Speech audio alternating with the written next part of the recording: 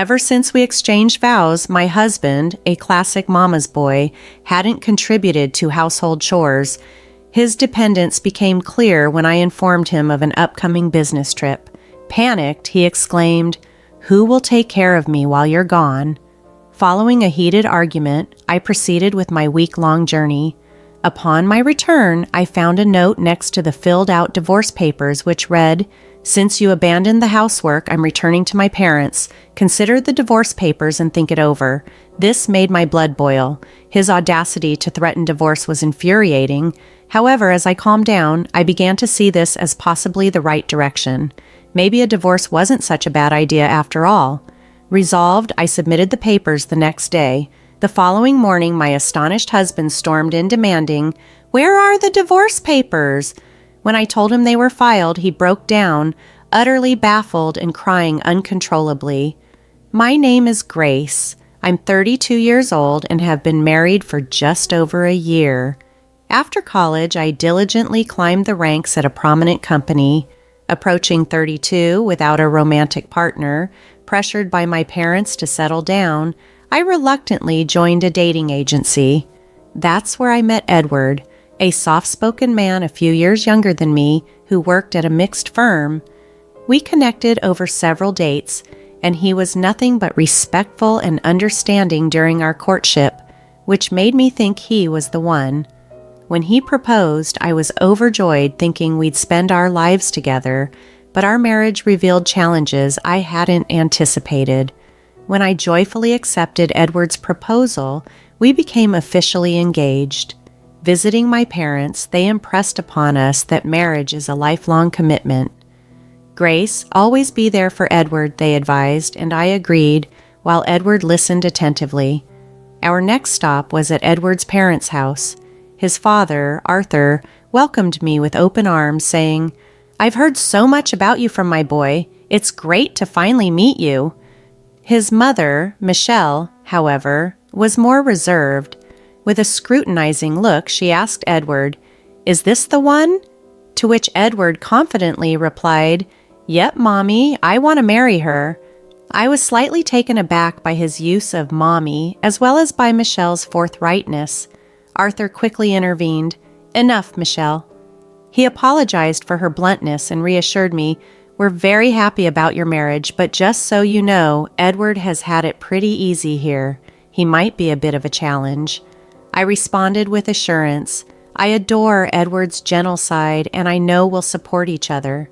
Arthur then turned to Edward, urging him, "Starting a family is a big deal, son. Step up and keep her happy." Edward, looking earnest, nodded in agreement. Our meeting concluded, and not long after, Edward and I celebrated our union with a low-key wedding. To our delight, my parents gifted us a condo, where we embarked on our marital journey. However, it soon became evident that Edward was not accustomed to household responsibilities. One morning, while I was already busy with laundry and preparing breakfast, Edward's alarm rang at 8, but he continued to sleep soundly. No matter how much I tried to wake him, he wouldn't stir. Finally, after pulling off his covers and giving him a shake, he slowly opened his eyes. He groggily opened his eyes. "Whoa, it's 8:10 already. Why didn't you wake me up?" he complained. I reminded him, "I did try, and your alarm was blaring too. Now please eat your breakfast." As he rubbed his eyes and shuffled to the dining table, he immediately started complaining about the eggs. "Hey, Grace, this egg is too runny. I can't eat this unless it's well done. Make it over," he demanded. Caught while hanging laundry, I tried to hold back my irritation and snapped, "Then don't eat it." "Why would you say that? And this coffee, it's scorching hot. Mommy always got the eggs and coffee just right." All right, I sighed, quickly redoing the eggs and letting the coffee cool. He ate hurriedly, but left his plate on the table, rushing towards the restroom. "Wait up, you know you should clean up after yourself." "Gee, I'm short on time," he called back, dismissing his responsibility even though his breakfast delay was his fault. Annoyed, I paused my makeup routine to clean up the dishes. While picking out my outfit, he called out again, "Grace, over here, help with my tie." There he stood, tie hanging limply around his neck, looking utterly helpless. Seriously, you can't even tie your tie? What did you do before we got married? Mommy always did it, he replied sheepishly. With a deep exhale, I knotted his tie, and somehow we both managed to leave the house. This had become our routine. He never helped with any housework, and it felt like I was juggling everything and babysitting him too. Every time an issue arose, it was always Mommy did it this way, or with Mommy it went like that, always referencing his mother, Michelle. This routine dragged on for a year, and as the pressures mounted, thoughts of divorce began to creep into my mind. My father's insistence that marriage is forever echoed in my mind, tempering my frustrations. However, an unexpected hiccup at work led to my being assigned a week-long business trip starting the next day. When I broke the news to my husband that evening, he paused his video game, clearly surprised. Hold up, a business trip? For a whole week? It's out of my hands, work's calling, I explained. No way, who's going to cover for you here for a week? He asked, irritation seeping into his tone. You'll have to step up. It's about time you got a grip on the household duties, I responded. At that, he set down his controller and locked eyes with me. Isn't the wife supposed to care for her husband and the house? Are you just bailing on that? His question dripped with outdated expectations. Seriously, that's such old school thinking. We both have jobs. We should be a team, I countered. That's not how I see it. Mommy was always on top of things at home, he retorted. But I couldn't help but point out, but she was a stay-at-home mom, and honestly, it's kind of odd to hear an adult man constantly talking about Mommy. He bristled at this. What's your deal, taking shots at me and my mommy? I'm not, but let's be real, you're a mama's boy. This is how you see me? You think you can talk to me like that? His defensiveness escalated. I had reached my limit. Face it, you're a mama's boy. You can't get up without help, can't even tie your tie, and won't lift a finger around the house. You're constantly comparing me to your mom. For once, handle your stuff. Really? You're going to come at me like that? That's why I was iffy about marrying someone older. Should have sided with Mommy and chosen a younger, perkier girl, he shot back. His words struck a nerve, and our conversation spiraled into a major blowout. Even joking, you shouldn't say stuff like that. We're married, I said, trying to anchor the conversation to the commitment we had made to each other. The tension between us was palpable, revealing the deep rifts that had formed in our relationship. When my husband hinted at divorce during our heated argument, I was taken aback. With a smug tone, he challenged, You can't possibly want a divorce, can you? Wouldn't want to be labeled divorced. And think about what your dad said about sticking together. But then he sharply added, Well, I just did. If you go on this business trip and leave me here alone, I'm seriously considering a divorce. With those words, he stormed off to our bedroom, leaving me stunned. Despite the shock, the idea of divorce lingered in my mind, something I had previously struggled with as I didn't want to disappoint my parents. Yet, now it seemed like a viable option to contemplate seriously. With these heavy thoughts, I went to bed. Bright and early the next day, I was up preparing for my trip.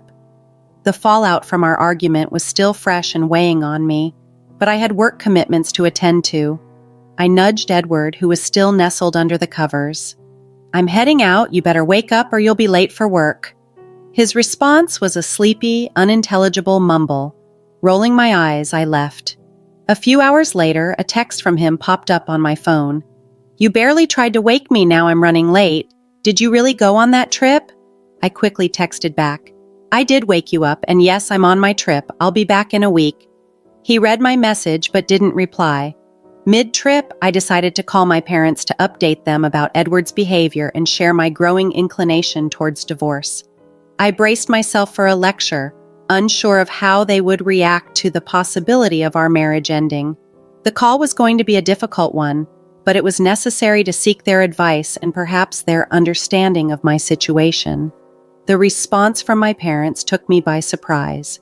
We had no idea he behaved like this. Take your time to think, but don't force yourself to stay in a situation that isn't right. Always remember, we are in your corner no matter what you decide. Their words of unconditional support brought tears to my eyes. Upon returning from my business trip, I knew a serious conversation with Edward was inevitable. If he didn't show signs of change, I was ready to consider divorce more seriously.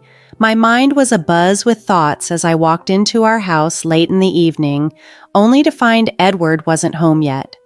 As I looked around, a set of signed divorce papers and a note on the table caught my attention. The note read, "Since you ditched the housework, I'm heading back to my folks. Check out the divorce papers and think things over." Reading this, my initial reaction was rage. How dare he threaten me with divorce? But as my anger subsided, I began to see the situation differently. Maybe this was an indication that ending things might not be such a bad idea after all. With that realization, I decided to file the papers. When the divorce was finalized, I felt as if a heavy weight had been lifted from my shoulders. That evening, I went to bed and slept more soundly than I had in a long time. The next morning, as I enjoyed a peaceful cup of coffee, the door swung open and in walked Edward, clearly upset. "Why didn't you come to my parents' place to apologize? What's gotten into you?" he demanded, his temper flaring. Then, noticing the empty spot where the divorce papers had been, his expression shifted from anger to shock. "Hold on, where are the divorce papers?" "Oh, I filed them," I calmly responded. "You did what?" He looked as if he had been slapped. "You went through with it?" "Thanks for signing them. It made everything smoother," I said. "You can't be serious. Did you go all the way? Have you lost your mind?" he exclaimed, unable to hide his astonishment at my decisiveness. Seeing how composed I remained, he lost his cool completely. "That's it. I'm calling my parents." "Sure, knock yourself out," I replied, undisturbed by his threat, knowing I had made the right decision for myself. An hour after the confrontation with Edward, his parents, Michelle and Arthur, arrived at our apartment. Michelle immediately spotted me and dramatically exclaimed, "You, how could you just divorce Edward like that? What's your deal?" I responded coolly, "If he had the divorce papers all filled out and ready to go, doesn't that suggest he wanted out? Is that a problem?" "How can you be so bold when you're just his wife?" she countered. But before the situation could escalate further, Arthur intervened with a firm, "Enough!" The room fell silent. Arthur turned to me. "Grace, can you walk us through what happened?" I agreed and began detailing the ongoing issues, our argument before my trip, and the divorce papers Edward had left for me. I was at my wit's end. It seemed like he wanted a divorce, so I went with it, I explained, maintaining eye contact with Arthur. After a moment of consideration, Arthur was about to speak when Edward interjected, "Mommy, Dad, come on, can't you see she's out of line? Tell her off." Michelle quickly sided with Edward. "Oh, Edward, my poor baby, she's so hasty. You should reverse the divorce right now." "There's no reversing it. Our divorce is final. We're strangers now," I stated firmly. Michelle's face turned red and she opened her mouth to respond, but once again Arthur cut her off. "Zip it, Michelle." He then apologized to me for Edward's behavior. Turning to Edward, whose eyes were bulging with surprise, Arthur continued, "You bonehead. I knew you had issues, but this is next level. Using divorce papers as a threat? Unbelievable. You had it coming." Michelle tried to interject, but Arthur didn't let up. "It's partly on you, Michelle. You spoiled him. Watch out. If you keep this up, I might divorce you, too."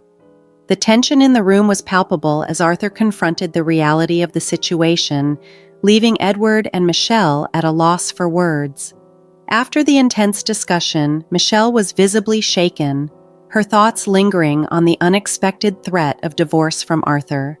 She murmured to herself, visibly troubled, as Arthur turned his attention back to me, his expression marked by sincere regret. "Grace, I deeply regret the trouble our clueless son has caused you. It's clear he has a lot to learn. Please move on and find happiness in your life," Arthur implored with genuine concern. Thanking Arthur for his understanding, I watched as he left, taking a dejected Edward with him. It wasn't long before the news spread throughout our circle. Arthur had decided to cut financial and emotional ties with his son, a drastic step meant to push Edward towards self-sufficiency. Edward's life took a downward spiral shortly thereafter. He moved into a modest, somewhat neglected apartment, his first time living truly by himself. The transition was far from smooth. His new home quickly descended into chaos, a visible representation of his disorganized personal life. With no one to depend on and habitual tardiness, Edward soon found himself unemployed, his inability to adhere to a schedule finally catching up with him. Simultaneously, the dynamics within his family deteriorated further. Michelle, who had always been intricately involved in Edward's personal affairs, overstepped boundaries one too many times, which led to a serious fallout with Arthur. Ultimately, this resulted in their separation. Michelle ended up moving in with Edward, each of them struggling to find stable footing. They scraped by with low-end jobs, their lives marked by a series of unfortunate events and poor decisions with no clear path to improvement visible. On the other hand, my own life took a markedly different turn. Freed from the daily stresses and emotional drain of my relationship with Edward, I found myself alone in our condo, which now felt surprisingly spacious and full of potential. With renewed energy and focus, I dedicated myself to my career. The absence of Edward's negative influence allowed me to excel at work, and my professional life flourished as a result. Feeling liberated and optimistic, I embraced my newfound independence. My living space not only felt more open but became a true sanctuary where I could relax and plan for the future. The improvement in my work life was palpable, and I approached each day with a sense of excitement and anticipation for what lay ahead. The contrast between my thriving existence and the downward trajectory of Edward and Michelle's situation was stark. While they were no longer a part of my life, the lessons learned from our time together resonated deeply, reinforcing my commitment to personal growth and happiness.